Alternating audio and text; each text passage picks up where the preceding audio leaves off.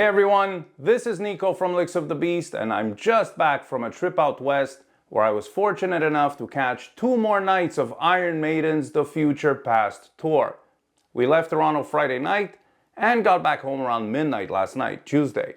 So that's 3 flights and 3 time zones in 4 days. But we got to watch Iron Maiden play in 2 different cities and met some really awesome people along the way. So I'm sure I look really tired and I'm definitely feeling a little jet lagged, but it was well worth it.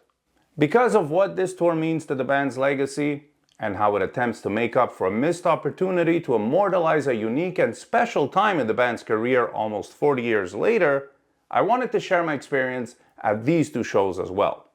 But first, I want to take a moment to say thank you to everyone who took the time to come by and say hi at the pubs, in the hotel lobby, or at the venues. It's still very surprising to me to have someone say, "Hey, you're Nico," like it means something. So it sometimes catches me off guard, but I always appreciate it, perhaps more than I can express in the moment. So I just want you all to know that I love meeting and chatting with you in person and taking photos together. And I'm so grateful for you watching and supporting the channel. It makes the hard work worthwhile, and it pushes me to work even harder to bring you even better videos in the future. And now, before I get all emotional, let's talk about Iron Maiden and the Future Past tour. Let me start with the thing that stood out to me the most. After playing this set so many times on the European leg, the band has it down tight. There were no hiccups, no timing issues, no missed cues, and the band looked remarkably loose and relaxed in comparison to the last 2 times I saw them, where they were more focused and perhaps a bit more careful.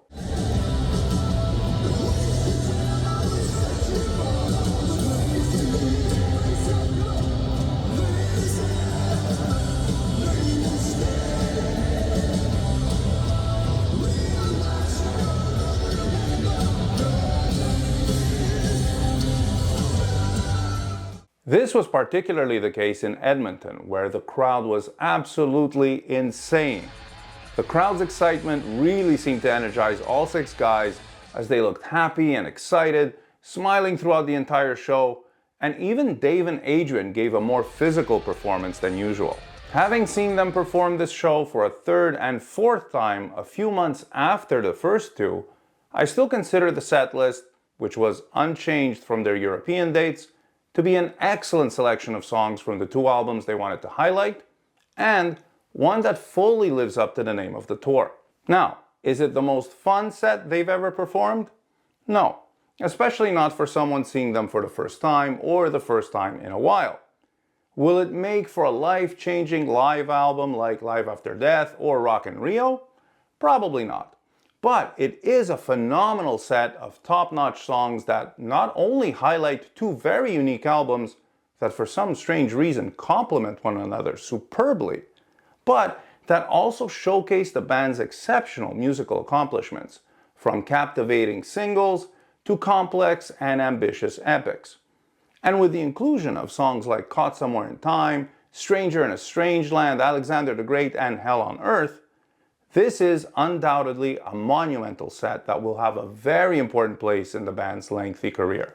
Unsurprisingly, Fear of the Dark and Trooper both received the biggest pops of the night at both shows.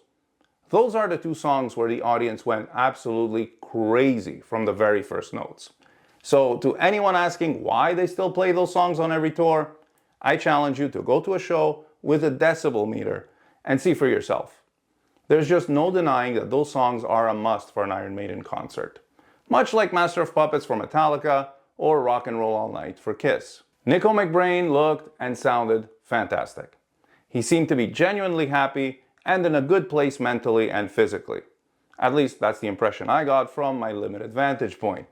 Now, as far as any discernible change from the summer shows, I'd say he was keeping the tempos a little faster, played a bit more fills, and perhaps had a bit of a looser, more natural feel overall. He's still playing it safe without pushing too hard on the faster fills, which to me is a sign of ultimate professionalism. But you could definitely feel the power and the precision in his playing, as well as that very unique McBrain groove. All 3 guitarists were in incredible form. They were absolutely nailing all of their solos and playing with so much fire and passion. Now, as someone who spent so many years looking up to these guys, I have a hard time putting into words how it felt to still see them play like that.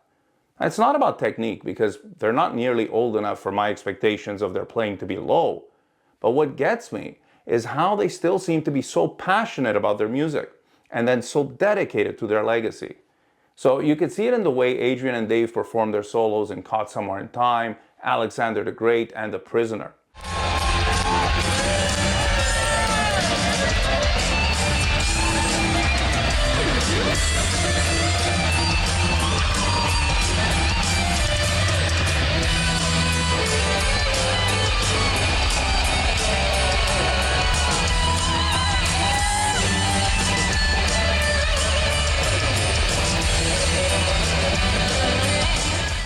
There's a real palpable sense of the pride they take in their original work, an understanding of what those solos mean to the fans, and also a very real happiness from playing them live. Yannick is also performing the classic material with a respect that I think is just downright admirable. The outro licks on Stranger in a Strange Land, and especially his solo on Heaven Can Wait, were phenomenal. As much as I love what Adrian played on the original recordings, I thought Yannick added a very special flair and revitalized them in a way. It was a nice and well-placed contrast to the more traditional versions of Dave and Adrian's solos from that album. Meanwhile, Hell on Earth, The Time Machine, and Death of the Celts are where he shines as a composer, musician, and guitar player.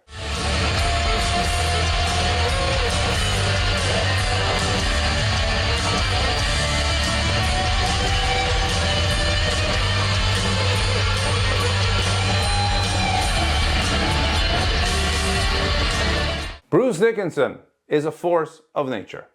This is a set that would be challenging for any singer in the prime of their life to perform. Bruce has been doing it for an entire tour and absolutely nailing it every night. There are phrases and notes in songs like Caught Somewhere in Time,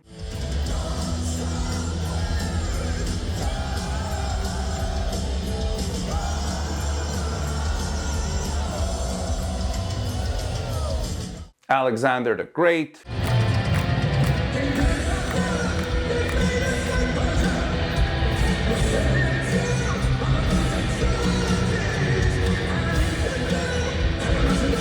Hell on Earth,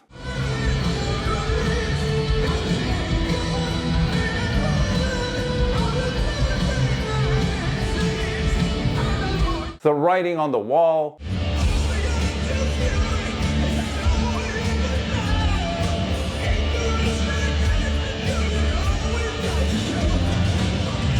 and Days of Future Past.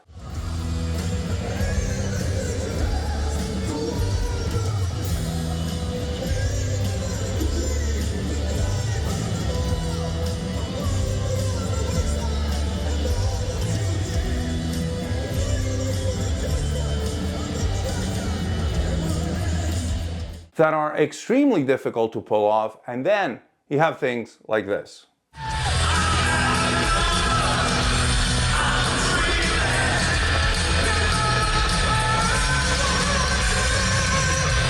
Oh yeah, and this.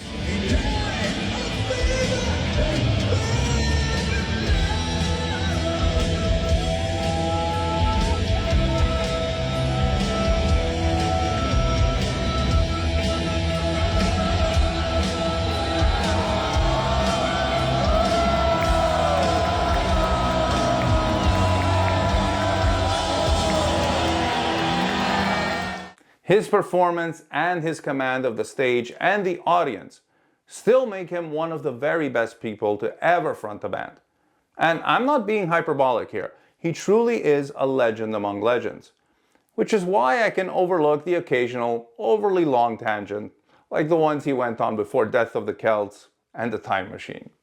Steve Harris is just a monster of a bass player. His right hand is just plain scary, and he was playing with power and precision for the entire 2 hours.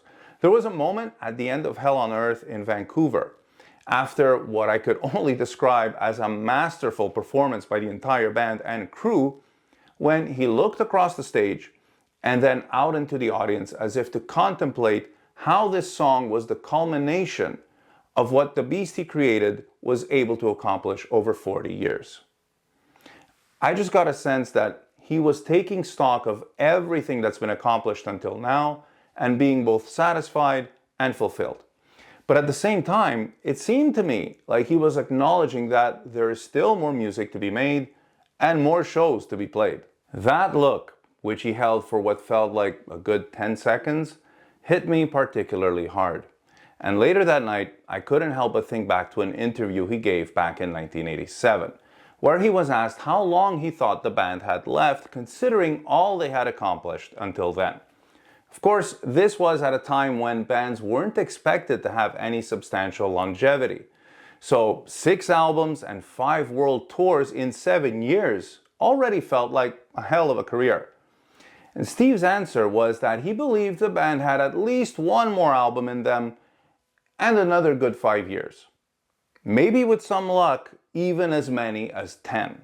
We are now 36 years later, and I'm sure that if he were to be asked that same question today, he would give the exact same answer once again. That is absolutely astounding. And it makes me infinitely proud to be both a fan and proponent of heavy metal and of Iron Maiden. Thank you all so much for watching, and stay tuned for a lot more licks of the beast.